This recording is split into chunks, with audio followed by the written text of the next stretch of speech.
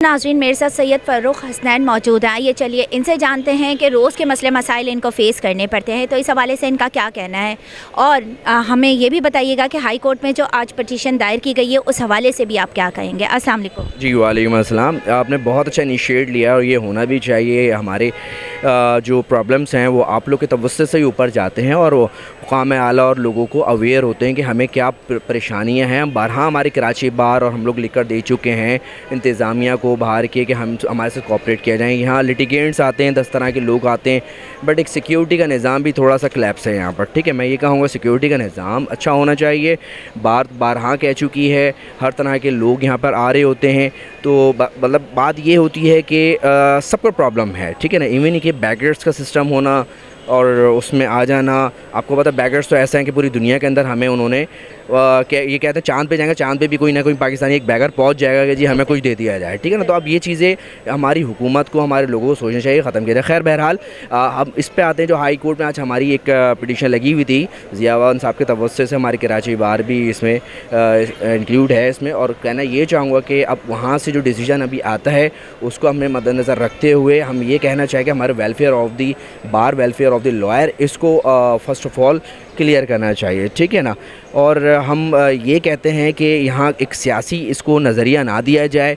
इसको जजेस होते हैं, रिस्पेक्ट लोग होते हैं। अभी सिंध बार के हमारे इलेक्शंस हो रहे हैं और एक इलेक्शन के दिनों में यहाँ पे बहुत क्राउड होता है। इस कदर क्राउड होता है कि शायद बाहर वाला तो दूर की बात, वकील ही चलना शुरू हो जाए, बड़ी बात होती है।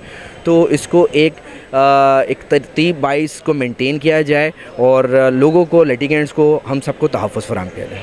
अच्छा, मेरा सवाल आपसे ये भी है कि मैं जिस जगह खड़ी हुई हूँ, ये कहने को तो एक बैठने की खूबसूरत सी जगह सुकून वाली बनाई गई है, लेकिन अगर उसका हशर देखा जाए तो वो इतना बुरा निकला हुआ है। उसके अलावा अगर मैं अंदर गई तो मैंने देखा वॉशरूम्स बहुत ज़्यादा गंदे हो रहे हैं, पानी नहीं आ रहा, पंखे नहीं चल रहे, लोग गर्मी में बेहाल परेशान हो रहे हैं।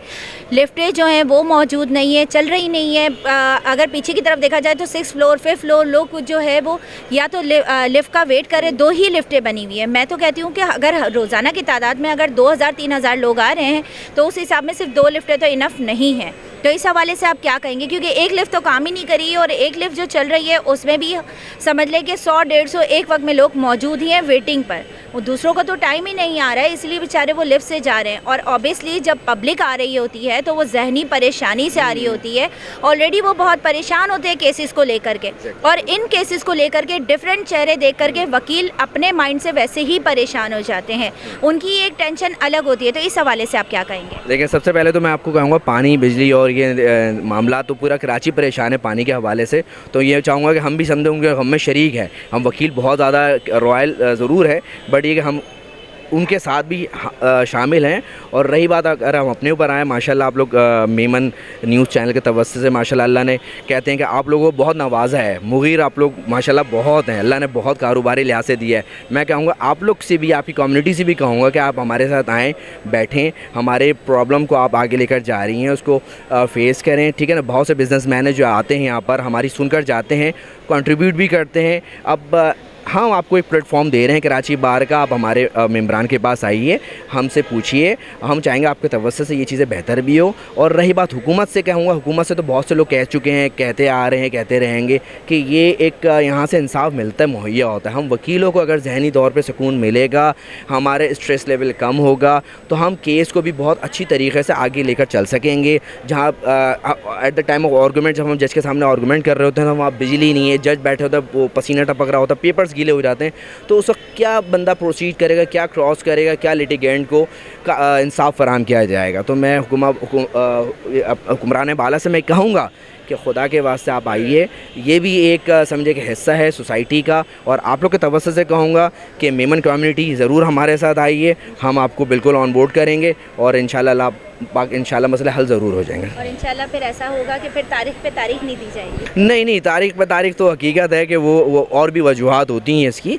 अब हमारा ही नहीं है, अगर किसी केस में पुलिस नहीं है, गवाह नहीं है, तो वो डेफिनेटली सी बात है, कोर्ट एक तरफा फ़ैसला नहीं करती है।